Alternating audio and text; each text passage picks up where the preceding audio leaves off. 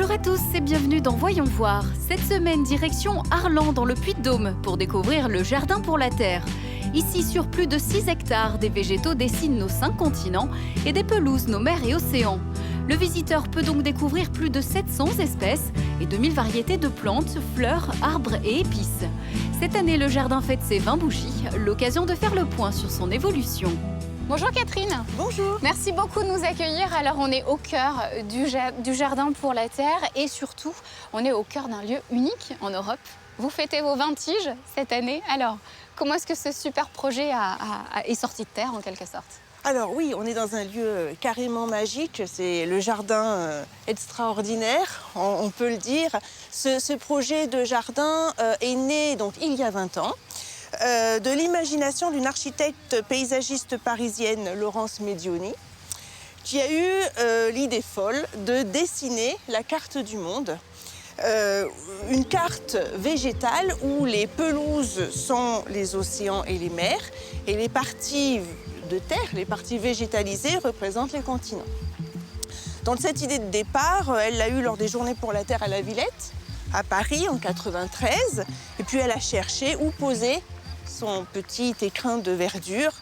Et voilà, le projet est arrivé juste aux oreilles du maire d'Arlan, qui était Baptiste Souche à l'époque, et qui a vu dans ce projet un fer de lance pour notre ville, et s'est investi totalement dans la réalisation de ce jardin de 6 hectares et demi. Alors au niveau des acteurs du projet, quand vous avez décidé de mettre ça en place, c'était pourquoi? Quels sont concrètement les objectifs de jardin? Mais c'était très clairement un objectif de développement économique.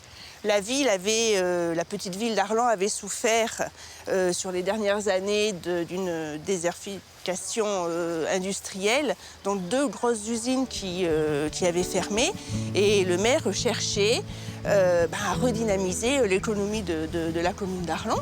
D'une part, en redéveloppant le tissu industriel à travers des usines relais, des petites productions. D'ailleurs, de façon anecdotique, on a récupéré le même nombre d'emplois, mais avec plein de petites unités de production. Et de l'autre côté de la ville, créer une zone de tourisme, une zone de loisirs qui regroupait le camping, le plan d'eau, la piscine, des hébergements et le jardin pour la terre. Aujourd'hui, le jardin emploie 6 jardiniers, 2 animateurs et 2 agents d'accueil. Il sollicite les artisans du coin dès que des travaux doivent se faire sur le site. Côté visiteurs, on favorise le choix de restaurants et d'hôtels locaux. Aujourd'hui, quel est le visage de ce jardin et de ses objectifs? À la base, il y avait des objectifs en 97. Aujourd'hui, ça a évolué. Est-ce que vous avez rempli le cahier des charges de réinjecter un petit peu de vie dans ce paysage? Est-ce que ça marche? Est-ce qu'il a fallu développer d'autres activités? Alors, je crois qu'on a rempli le cahier des charges, sincèrement, je crois. Mais je crois qu'aussi que, au bout de 20 ans, si les choses n'évoluaient pas, si on ne sentait pas le besoin de changer, il y aurait aussi un véritable problème. Parce que les choses autour de nous changent. Les gens ne veulent pas forcément voir la même chose. Et cette idée de départ qui était très forte et qui nous a portés pendant 20 ans, on va être obligé de l'infléchir un petit peu pour plusieurs raisons. D'abord, cette contrainte de remettre des plantes originaires d'autres continents sur notre continent est une contrainte énorme en termes techniques. Parce que sur 6 hectares, vous allez devoir faire cohabiter des plantes qui, dans la nature, n'ont aucune raison de cohabiter et donc n'ont pas les mêmes besoins, ni en eau, ni en chaleur. C'est donc quelque chose qui est lourd, qui revient très cher, puisque tous les ans, il faut réinvestir le planisphère, et qui coûte très cher en moyens humains, et qui surtout devient contraire à la philosophie qu'on veut développer, qu'on a et qu'on va développer, c'est vraiment reprendre la notion de pour la terre, un jardin pour la terre. Petit à petit, on va essayer d'injecter sur les continents des végétaux qui ne seront pas forcément originaires du continent, mais qui auront d'autres intérêts. Peut-être développer toute la partie de la flore auvergnate, qui est d'une grande richesse. Toute la flore endémique de l'Auvergne, on peut la resituer sur les continents. On peut aussi partir du principe que si le végétal a voyagé dans un sens, il a certainement aussi voyagé de l'autre. Donc dans tous les cas, c'est respecter la plante, revenir un peu au fondamental. Au fondamental. Et puis je crois que le public est heureux et je crois que même les enfants, je vais aller les rejoindre. Il y a une animation en ce moment. Oui, on a une animation encadrée par Gaël, l'un de nos animateurs dont je vous parlais, et qui justement a pour thème aujourd'hui la biodiversité. Allez, on fait le tour de l'équateur, on va le rejoindre. Ça marche. Parfait. Le jardin pour la terre se découvre à même le sol, mais également depuis un belvédère qui permet de jouir d'une vue imprenable à 25 mètres de haut.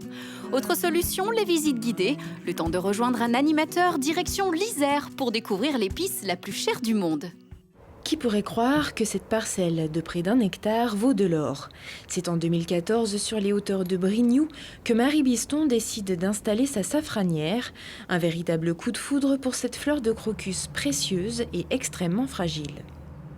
J'ai vu un jour un reportage dans la vallée d'Orica au Maroc et je me suis passionnée, ça m'a tellement intriguée cette fleur qui a une durée de vie assez courte.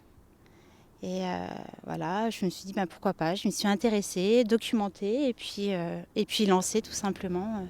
Le safran, appelé l'or rouge, a une durée de vie de 24 heures. Chaque matin, il faut donc être au rendez-vous pour la cueillette. Une récolte délicate, entièrement réalisée à la main. C'est la course contre la montre, c'est soit vous la ramassez le jour J, et si vous passez le jour où elle est en floraison, et le lendemain c'est fini quoi. En fait, il faut la préserver du soleil tout simplement, pour pas que ça abîme le pistil. S'il faut plusieurs heures pour ramasser les fleurs, il en faut 3 fois plus pour émonder le pistil. 150 à 200 000 fleurs sont nécessaires pour obtenir 1 kilo de safran. 2 fois plus cher que l'or, 3 fois plus que le caviar. Le safran se négocie en moyenne autour de 30 000 € le kilo, ce qui en fait l'épice la plus chère du monde. J'enlève les pistils. Ensuite, je vais les déshydrater dans un four et les oublier pendant quelques mois dans un endroit un peu sombre. Et après, on pourra les utiliser sous la forme qu'on connaît en pistil, en filament.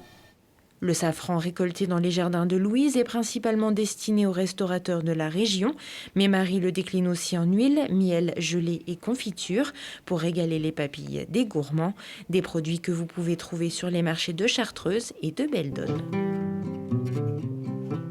Nous sommes de retour à Arlan dans le Puy-de-Dôme. Au programme, la visite du Jardin pour la Terre. Un espace de détente et de pédagogie, puisqu'il nous permet de comprendre l'importance de la biodiversité. Bonjour Gaël. Bonjour. Merci beaucoup de prendre le temps pour nous. Alors tu es en plein atelier actuellement. Alors concrètement, qu'est-ce qui se passe? Alors là, on est sur une animation qu'on appelle Biodiversité au jardin. L'idée, ça va être de faire découvrir aux enfants tout ce qu'il y a derrière un jardin. Alors il y a les choses qu'ils connaissent, mais d'ailleurs, ils ne savent pas forcément que c'est un jardin. Quand on a une balançoire, c'est aussi un jardin. Quand on a un potager, on peut chercher à cultiver, on peut chercher à avoir des fleurs. C'est de l'esthétique, c'est du culinaire. Il y a plein de choses dans un jardin.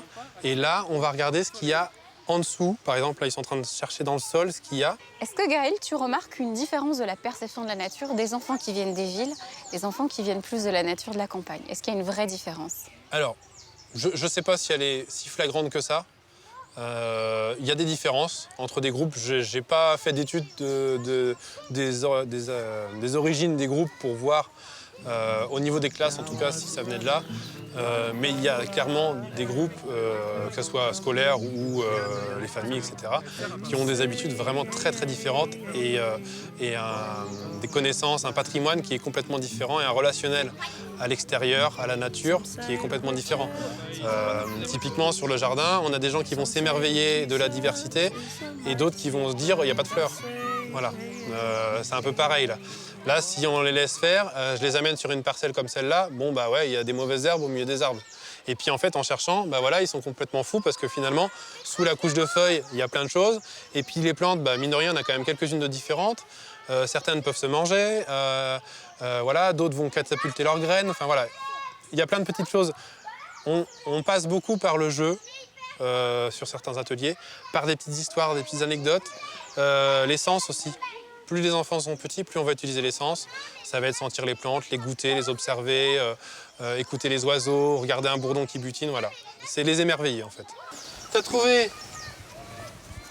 Qu'est-ce que c'est? Alors ça, c'est juste une écaille de plante. C'est rien. Ça, c'est quoi? Alors ça, c'est un petit scarabée, un petit coléoptère. Et les petits coléoptères, en général, même si c'est pas le cas de tous, mais ils vont aller manger par exemple le bois mort, ou couper les feuilles mortes, des choses comme ça, en plus petits morceaux. Et puis il y en a un autre qui va les recouper en plus petits morceaux. Et puis après, les vers de terre vont les digérer, et puis les bactéries, les champignons, jusqu'à ce que ça fasse de la terre. Pourquoi je voudrais pas de taupes dans mon jardin? Alors là, on voit pas, mais tout à l'heure, on en verra plein. Parce que les taupes, des trous. Ça ferait des trous et surtout ça fait des... Gros trous. Ouais, mais au-dessus du trou, ça fait... Et la terre. Ça fait des bosses, ça fait des taupinières, on en verra plein tout à l'heure. Donc on peut effectivement mettre des produits pour tuer les taupes, mettre des pièges. Et on peut aussi laisser venir sur le jardin Les rapaces. les rapaces. Voilà, très bien, les buses par exemple. Et qui vont manger les souris, les lapins, les taupes. Ah si, il y a une plante qui ressemble un peu à l'ortie, mais où derrière, là, c'est blanc et ça s'appelle de la menthe. Ah oui, d'accord, mais il y en a plein qui ressemblent. Il y a de l'ortie blanche, il y a de l'ortie, il y a plusieurs plantes qui ressemblent à de l'ortie. Donc l'ortie, effectivement, on n'a pas l'habitude de la manger crue. Pourquoi? Parce que ça pique. Parce que ça pique. Mais en fait, l'ortie, elle pique dessus. Elle a des petits poils dessus qui piquent, mais pas dessous. Et donc, on va la plier de façon à ce que les poils qui piquent, ils soient à l'intérieur et qu'on ne se pique pas en la mangeant. Donc concrètement, un atelier qui a bien marché, c'est quoi pour vous en fait? Il faut que les gens repartent d'ici en ayant quoi comme clé? Comme image du jardin. Ça dépend un peu des publics.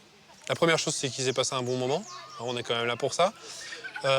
Pour le grand public, c'est vraiment la base, qu'ils passent un bon moment. Et puis si on peut faire passer un petit message derrière sur le respect de la nature, eh ben, c'est encore mieux.